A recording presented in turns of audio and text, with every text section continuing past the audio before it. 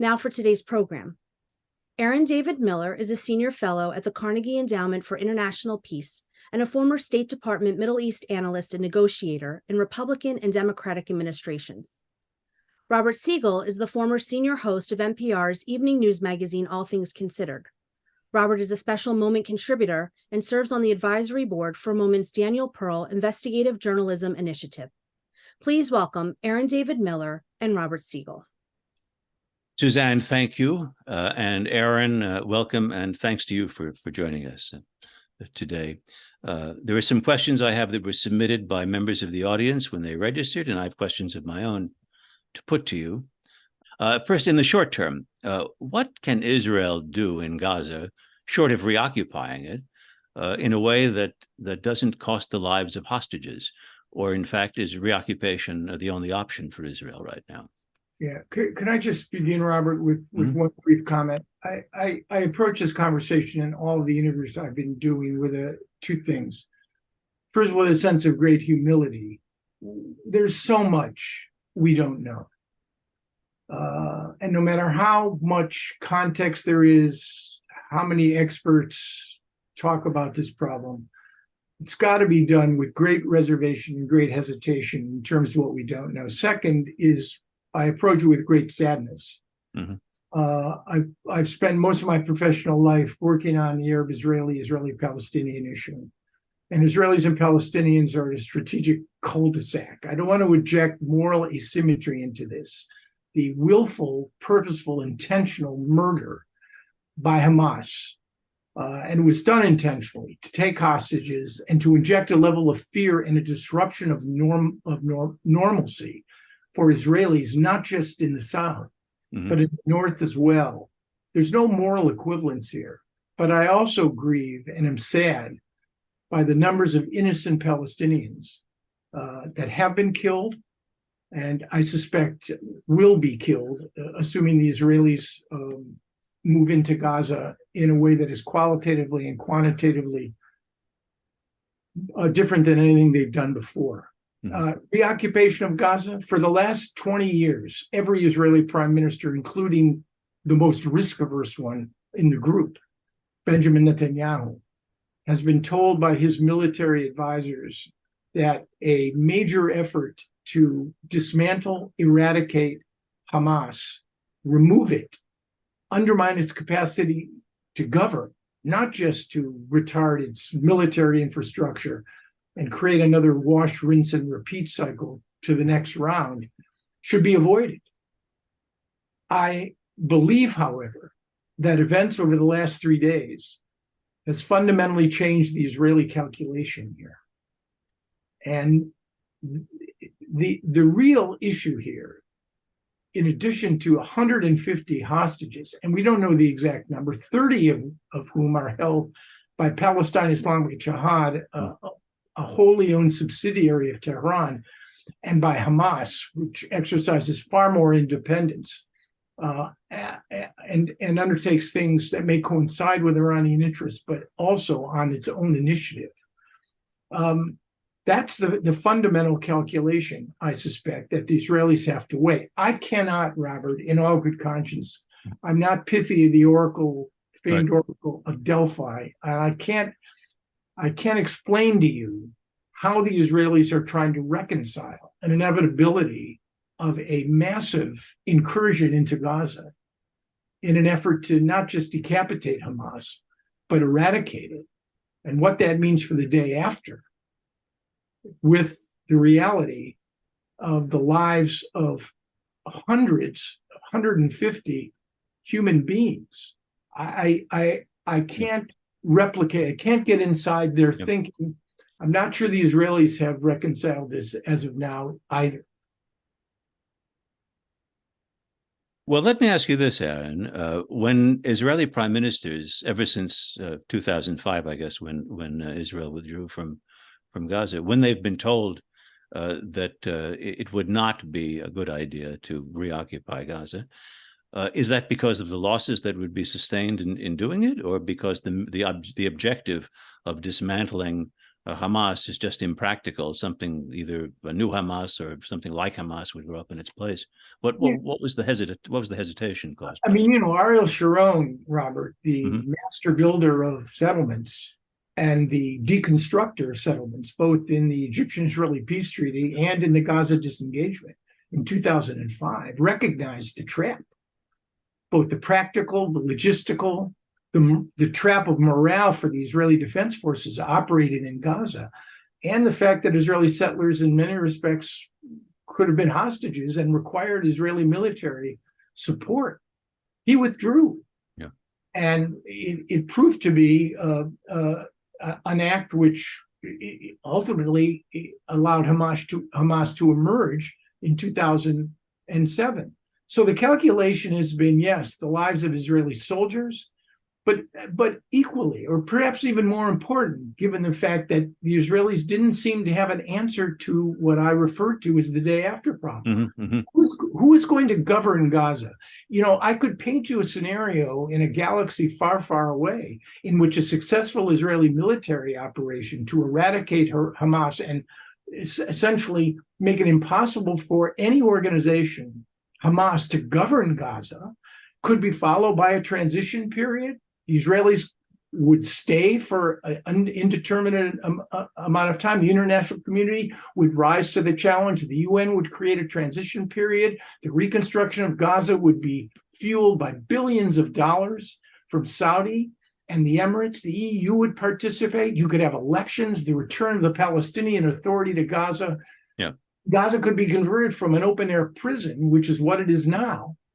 It wouldn't be Singapore on the Mediterranean, but it would be a place where humans could actually live with some degree of dignity and hope of economic prosperity. I could paint you that scenario. It's in many respects untethered from current realities and the will of the international community to do such a thing. As you've mentioned, Hamas is supported by Iran. Palestine Islamic Jihad is, as you say, it might as well be a wing of Iranian intelligence. Might Israel retaliate against Iran for that country's role in the conflict? And would that lead, do you think, to a much broader regional conflict? And I would ask, in addition, what's been going on in Syria? That is there already an Israeli-Iranian conflict going on in the skies over Syria? Yeah, I mean, a couple questions here. Number one, in my view, the governing principle since the Trump administration withdrew from the Joint Comprehensive Plan of Action, the Iranian nuclear agreement, is that neither Iran nor Israel wanted an escalation, despite the tensions that have emerged maritime, on sea, land, and in the air between Iran and Israel. They've been conflicts via proxy. The Israelis have struck hundreds of times in Syria, fewer times in Lebanon, in order to keep arms from getting to Hezbollah.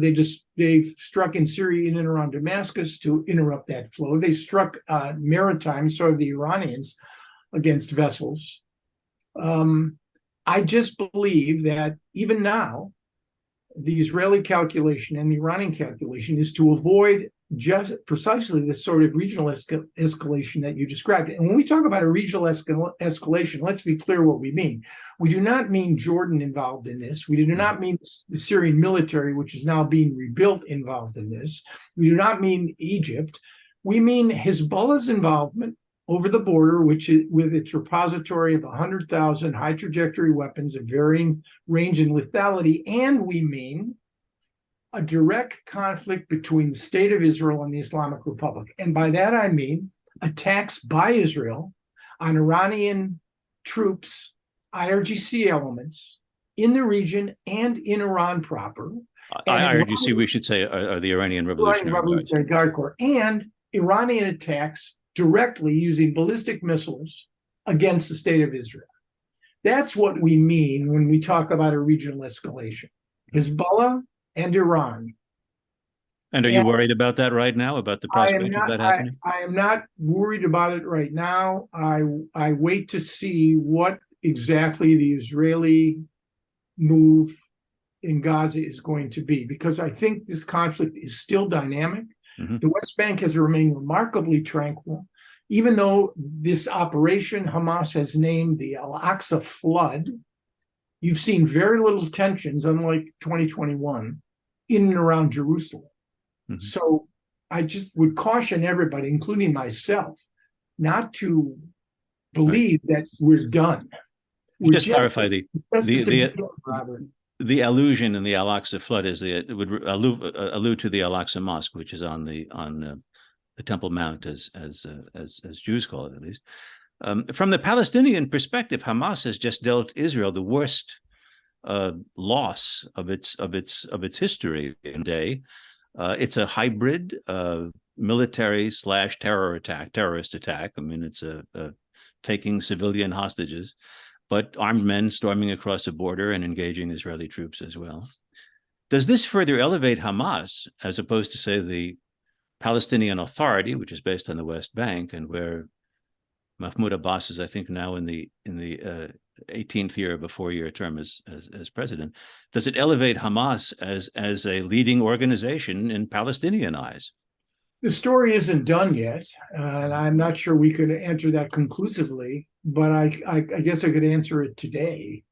The answer is yes. I think Hamas's motives here, unlike Sadat, who in 1973 had a limited objective, inflict a severe military defeat on Israel, move into the east bank of the canal, expect the Israeli counterattacks, but assume that basically the strategy was to get involved in a negotiation for the redemption of Sinai. 6 years after 1973 war, and I was in Jerusalem and heard the sirens wail on that fateful day. Here, there is no grand strategy on the part of Hamas. Hamas's calculation was to recenter the Palestinian issue in the international community's collective political mind, ensure that Hamas was seen as the vanguard of Palestinian nationalism, the only Palestinian group that could inflict the kind of pain that it ended up inflicting on Israel, seize hostages, and to do one other thing. And this was an ISIS Al-Qaeda-like tactic. You know, I thought for a while, why, given the volatility and emotional resonance of the Palestinian issue, how come ISIS and Al-Qaeda had never made inroads into the Palestinian arena, largely because of Israeli intelligence and Fatah and Hamas's desire to keep ISIS out and Al-Qaeda out. But this attack, the intentional, willful, savage, brutal effort to execute Israeli civilians, is reminiscent of Al-Qaeda and ISIS. And the reason it was done, in my judgment, was to demonstrate that the government of Israel could not protect its citizens, to disrupt the normalcy. You talk to my relatives in Israel, some of them are, and they live hundreds of kilometers away, and yet they're frightened and they're scared. That's exactly what this attack has done. It's not fear so much, it's fear and it's helplessness. That was Hamas's goal, and I think as of now they've achieved it. But what do you make of the reading that there is a very perhaps perverse, but there is a strategic aim in all this, which is to let it be shown that if Saudi Arabia normalizes relations with Israel, it'll be doing so while Israelis are carrying out retaliatory strikes against Gaza and bombing it, and Palestinians are dying, and that will keep that relationship, which the Iranians certainly don't want to see, that'll push that to the back burner. I think it's a very wise comment, and I think that aligned Hamas's objectives and goals with Iran's. Because if the Biden administration thought they had any leverage over this Israeli government to press it on concessions, to be part of this U.S. brokered Israeli-Saudi normalization agreement, it has no leverage anymore. And if it was a center-right prime minister leading a moderate government, I don't think any Israeli government in the weeks and months ahead will have any capacity to make any kinds of concessions to any Palestinian group. Right. Well, given that, and given the improbability of the perfect scenario that you've laid out a few minutes ago, where does this leave diplomacy between Israelis and Palestinians and Americans? What is to be done at this point, if indeed there's very little chance of anything terribly important succeeding these days? You're asking me what I think the Biden administration's strategy and policy is at the moment? Should be, or is, if you can, we can start with that. I think the president set the tone in his public statements and in the White House statement that was released. In the weeks and months ahead, I think the Biden administration has made a calculation, and there are three reasons for this: to give Israel the time and space to do what it's going to do. That may seem like an overly harsh, cynical, cold reading of the situation, but I think it's correct. It's correct because Joe Biden, presidential model here is not Barack Obama for Joe Biden. It's Bill Clinton. Joe Biden's regard and support for the idea of Israel, the people of Israel, the security of Israel, not the Netanyahu government and not the prime minister, is deeply ingrained in his emotional and political DNA. That's reason number one. Number two is the politics. I work for Republicans and Democrats. I voted for Republicans and Democrats. You can consider this a partisan comment. That's up to you. The Republican Party has emerged as the Israel right or wrong party. They are the go-to party when it comes to demonstrating support for Israel. This administration cannot put itself in a position where it appears to be hostile or adversarial, particularly at a moment of crisis, and particularly in the wake of the stories that are going to be told once the Israelis fully control, which they haven't done yet, those southern border communities. And that means giving the Israelis, as I mentioned, the time and space to do what they're going to do. And third is the policy. There are two issues out there between now and 2024. One is a potential crisis. The other is a potential opportunity. The crisis is how to manage Iran and its putative enrichment program to avoid a major escalation that could draw the United States into a regional war and create rising oil prices and falling financial markets. And the second is an opportunity. You referred to it. An Israeli-Saudi normalization agreement brokered by the United States. That's the opportunity. Both the crisis and opportunity compel a U.S. president to have a functional relationship with an Israeli government. So for reasons of his persona, his politics, and the policy, I see little sense that this administration is going to allow a lot of daylight to emerge between the Netanyahu government and the administration. I will say one thing: if there is any silver lining here, and I even hate to use the term, it is the death of the judicial overhaul. This Israeli government, the average length of an Israeli government since independence is 1.8 years. That's either reconstituted in place or new elections since 1948. 1.8 years. In December, this government will reach its 1-year mark. I don't like making predictions, but if you and I had a chat next time at this year, it won't be with this Israeli government. The political price is going to be paid. Political price is going to be paid for the massive intelligence failure, the inadequate deployment along the border, the fact that Israelis begged and cried for help, and there was no IDF to come to the rescue, means to me that this government can no longer pursue this bill of goods of judicial overhaul, which would rearrange Israel's political system. It would be complete and utter overload. You've seen the movie Golda by now, or maybe you haven't. The Agranat Commission made a conscious decision not to hold the political leadership accountable. That may happen here. Golda was held accountable by public opinion. and had to resign. And I suspect a similar fate awaits this Israeli prime minister. Although this Israeli prime minister predicts, not unreasonably, a long war. Can you imagine an election while there, I guess there were elections while the war of attrition over the Suez Canal was going on, but while there are troops engaged in Gaza? No, I can't. So for the moment, we're not talking about a fundamental shift, perhaps in the direction of a national government. Both Lapid and Gantz have made various proposals.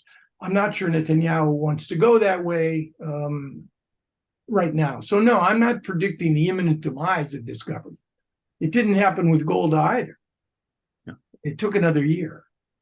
But I suspect it's going to come. And even if it doesn't, I can't imagine an Israeli government, the worst terrorist attack in the history of the state of Israel, the worst intelligence failure as pertained to the deaths of civilians, not Israeli soldiers in 73, came on the watch of the man most identified as a security expert and professional to protect his people.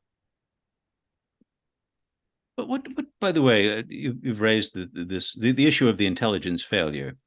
In 1973, it was said that Israel was captive of its own concept, that since the Egyptians and Syrians knew that they didn't have the strength to defeat Israel, they wouldn't start another war with Israel. And it was a failure of the Israelis to understand that Sadat, as you said, had in mind a different kind of victory, a modest victory that would give him the dignity to make peace, frankly.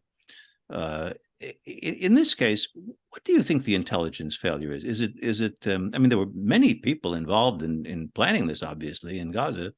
Was it that? Do you think it's that sources that were thought to be reliable turned out not to be reliable, or that no one was paying attention to what intelligence sources were saying, or what led to not being able to imagine such a thing? It'll take months to unwind the TikTok that led to this disaster. Yeah. In 73, as you referred to, it was the conception that the Israelis were attached to, that no Arab army would dare or had the capacity and capability to mount a challenge. The Israeli Air Force was too powerful, crossing the canal was too difficult, the Bar-Lev line would hold. I think the Israelis got caught up in the same conception here as well. It was a failure. My friend Tom Friedman has used this phrase. Our friend Tom Friedman has used this phrase. It's a failure, others have as well. It's a failure of imagination. To imagine that Hamas, that the Israelis had succeeded in containing, but were aware of in 2014 tunneling efforts, both with Hezbollah in the north and Hamas in the south. They built a retainer wall underground in order to prevent that. And yet they couldn't imagine that Hamas had the capacity to pull off this kind of attack, or had the incentive at the time to do it. The Israelis were engaged via the Emiratis, who were the bagmen, monthly subsidies to Hamas. They had cut their subsidies from 10 million a month to 3 million. Hamas was uneasy about this, but and the Israelis were on the verge, largely to pacify or facilitate the Israeli-Saudi normalization, of increasing the numbers of Palestinian workers from Gaza into Israel. Yeah. And yet you would have thought an operation of this size would have been identified. But it's not necessarily the fragments of intelligence that they didn't have. It was the failure to connect all of the dots. And it may well have been, we won't know, that analyst A or B warned of it, and it was not taken seriously. I'm going to put to you some of the questions. There are a couple of questions that were submitted by people in the audience when they registered. One viewer asks, what's likely to be the tipping point for Saudi Arabia to become involved on either side, or to back away from potential relations with Israel? What would be too much for the Saudis to even think any more about this relationship, or what might what might make them more enthusiastic for a normal visit? Frankly, this is my concern. I think MBS, Mohammed bin Salman, a man who will rule Saudi Arabia for over 50 years, and who is likely to encounter, by my count, at a minimum of 6 or 7 U.S. presidents, has demands, but they don't occur in the dimension of the Palestinian issue. What he is interested in is what he gets from us. And this is my concern. I'm all for Israeli-Saudi normalization. Be great for the Israelis and the Saudis. There may even be regional resonance to it. But what we are being asked to pay, for Israeli-Saudi normalization, a mutual defense treaty, the last time one was ratified by the Senate and would become domestic law, the last time the United States did this was a revision of it was in 1960. The last time the Senate ratified a defense treaty. We are going to undertake a commitment to defend Saudi Arabia. Yeah. So that's where the concessions, that's what MBS is interested in. American assistance with a nuclear program, civil, but with the right to enrich and control the fuel cycle on Saudi territory, a defense treaty with a nation whose interests episodically coincide with ours and whose values do not. That worries me. MBS, if he got everything from the Biden administration that he wanted, and the Biden administration wants this badly, he'd figure out a way to finesse the Palestinian issue before this. Once this happens, it now adds another burden. I don't think I would hang a close for the season sign on the possibility of a U.S.-Saudi-Israeli deal, but I think it really now is going to be constrained. Another question that was submitted: given the failure of the U.S. House to appropriate funds for Ukraine, there's no House, the House isn't in session, there's no speaker. Can Israel expect material support from the U.S.? Well, if it requires a supplemental and you don't have a House Speaker and there's dysfunction in the Congress, the answer presumably would be no. But what do the Israelis want is the question. And so far, I've seen no formal asks. What's been reported in the press are interceptors for Iron Dome, ammunition, and small diameter bombs. That's so far what they've asked for. I mean, this is not 73, where you're talking about a massive airlift on the part of the Nixon administration. So do I think that the Israelis will get whatever they need from the Biden administration? I do. Here's a question, which is about Israeli domestic politics, perhaps. What is Itamar Ben-Gvir, now the Minister of National Security, or in charge of the police in any case? What is he up to with his own proclamation of a state of emergency, giving police expanded powers? The questioner asks, will he be sending forces into Arab-Israeli neighborhoods as a show of force that's guaranteed to spark rioting and add to the chaos? Good. I mean, both Itamar Ben-Gvir and Smotrich have been given prestigious titles with real responsibilities and with real budgets, Smotrich in particular. So making Itamar Ben-Gvir Minister of National Security, fighting over what authority he has with respect to the police, the border police, prospects of creating a sort of home guard, which had been reported and rumored. And of course, both of them are committed to laying the foundation for the annexation of the West Bank, or the majority of it, into Israel proper without using the term annexation. Whether that will continue in these circumstances, unclear. I'd worry about settler vigilantism in the wake of this. That's a real concern. But I think the Israelis are going to be, if in fact, and we just don't know. I'm assuming I know what's coming. Right. Because I can't imagine any Israeli government failing to respond to the challenges that Hamas's savagery and brutality have summoned up. The Israelis are going to be preoccupied, and the West Bank could easily explode as a consequence of what it is they're going to do in Gaza. And that also would extend, based on what we saw in 2021, which was the worst communal violence in the since the state of Israel was established. The worst communal violence. That is violence within Israel itself, with the Arab population. Between Palestinian citizens of Israel and Israelis. This is a question, I'll broaden it a little bit, but one of our registrants asked, what can be done to, quote, convince Egypt to open its gates to fleeing Gazans? The person says, I'm guessing nothing. And if it is nothing, what outcome is realistically conceivable besides the fully horrific that's to people in Gaza? I would broaden that to ask, what role do you expect Egypt can play at this point? Can it be a constructive interlocutor with the people in Gaza, or do something positive? You know, it's funny, the half a dozen secretaries of state I worked for up until 2003, the first stop of any Middle Eastern trip was always Cairo. Mm-hmm. Cairo was deemed to be America's partner. And frankly, Sadat Mubarak rose to some degrees to the occasion. The price we paid for that, of course, the bargain with the authoritarians, finally expired.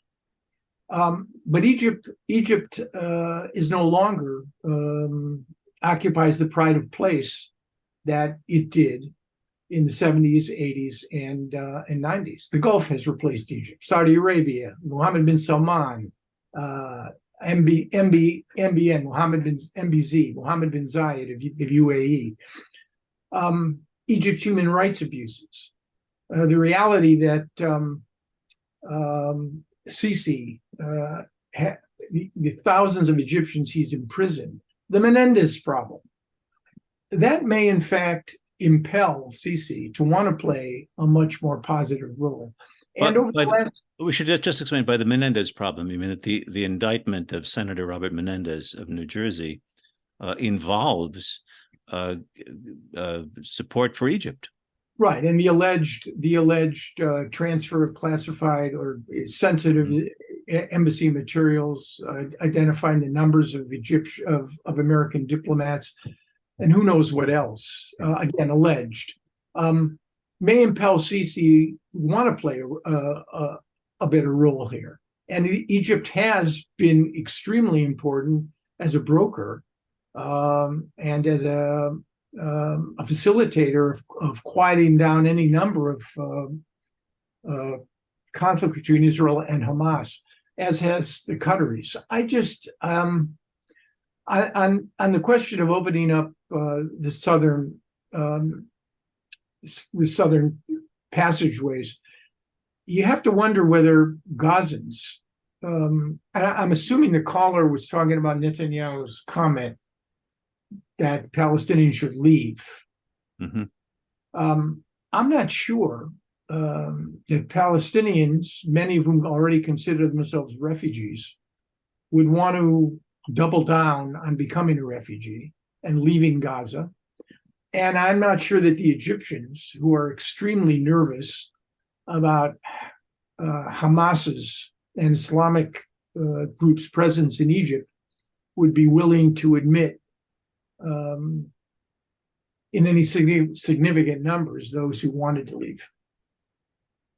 In Israel, it was, at least it's my experience in talking with Israelis, the wars have they've changed the outlook of the people. They've set the tone for the next decade or whatever. I mean, the War of Independence, the 6-Day War, leading to a great self-confidence, verging on, well, not verging on. By 73, there was a hubris attached to it that left Israelis blindsided. 73, the sense of vulnerability, the war in Lebanon, which led to things like pulling out of southern Lebanon and pulling out of Gaza ultimately. What do you think the impact of these events that are now still unfolding, obviously, will be on the mentality of Israelis? What does it say? Does it say there is absolutely zero chance of any reconciliation with these people ever? Does it say nobody should live south of Beersheba or something? What do you make of it? I wouldn't presume to speak to Israelis on this, for Israelis on this one. You're asking a question about the future. And I'd respond by saying the following. In my own life related to this conflict, in my own work, I personally experienced two events. One was being in Jerusalem in October 73 and watching a nation traumatized. Even though then no attacks on civilians, the wars were at the borders, there was quiet in the cities, blackouts, of course, food had disappeared from the supermarkets, Israeli men disappeared and women, some in the Miluim and the reserves. But 6 years later, in the wake of the trauma, and 73 was a trauma, you had an extraordinary degree of hope in the Egyptian-Israeli peace treaty. Okay, so that's trauma that turned to hope. 20 years later, for me, sitting on the South Lawn of the White House on September 13th, 1993, watching Arafat, Clinton, Barack, Shimon Peres, Mahmoud Abbas stand on that stage, committing themselves to a series of heroic agreements known as the Oslo Accords, subsequently failed. That hope led to trauma. So in one instance, trauma creates a sort of inevitable view that nothing will change for the good, and yet it did. And from 93 to the present, hope led to trauma. Both of those experiences recently, Robert, has gotten me to thinking that we can't see what's in front of us for good or ill. I don't say never anymore. I have two grown children in their 40s. I occupy a tiny space on this planet for a very, very limited amount of time. I don't have the moral right to say never. I don't have the right to say there will never be a resolution, an equitable and durable solution for Israelis and Palestinians. I would say to you that, borrowing a phrase from Jack Kennedy, the first and last president who ever had an emotional impact on me, Kennedy described himself as an idealist without illusion. That's what I am. I'm an idealist without illusion. I will never give up on the prospect that the world, family, yourself, your communities, the nation can be changed for the better. But I'm going through life and through this process with my eyes wide open. So I will not say never to this. We don't know. Pythia, the famed oracle at Delphi, could not tell you where we're going to be 2 weeks from now. And I refuse to give up on the prospect. You know, it's tikkun olam, right? I mean, did the rabbis really believe that the world could be repaired? Or was it the act of repairing, the process of repairing, the constant process of seeking something better, aspiring to something more, that really was their message? And frankly, even as grim and as sad as I am about what's happened here, it's Elie Wiesel, right? Without hope, there's no life. Yeah. But we got to work, not just hope. Aaron, thank you very much for spending some time with us today and during this very difficult time. And thanks for sharing your idealistic realism or realistic idealism. Right. And Robert, I should say that the world is so fortunate that you're in it. Your capacity to do these interviews, your empathy, your wisdom, and your wit and your intelligence. I'm sorry I don't get to hear you, as I've done for so many years, so frequently. And my daughter Jen, who loves you and has your voice on records for promoting one of her books, loves you too. So okay, I can only say thank you to Moment. And I should say Moment is an extraordinary enterprise. It really is. Nadine and everyone who is associated with that, it's a remarkable organization. She's done an extraordinary job. Well, Aaron, thanks to you, and hope to see you soon. Take care. I'm Suzanne again from Moment, and I want to thank Aaron David Miller and Robert Siegel for taking the time to update our Moment audience on this still unfolding war. As a reminder to everyone who is watching, you can find more information about our upcoming conversations and new articles posted on our website at momentmag.com. And again, thank you to everyone who joined us today for this Moment Live program. Please stay safe and be well. Thank you.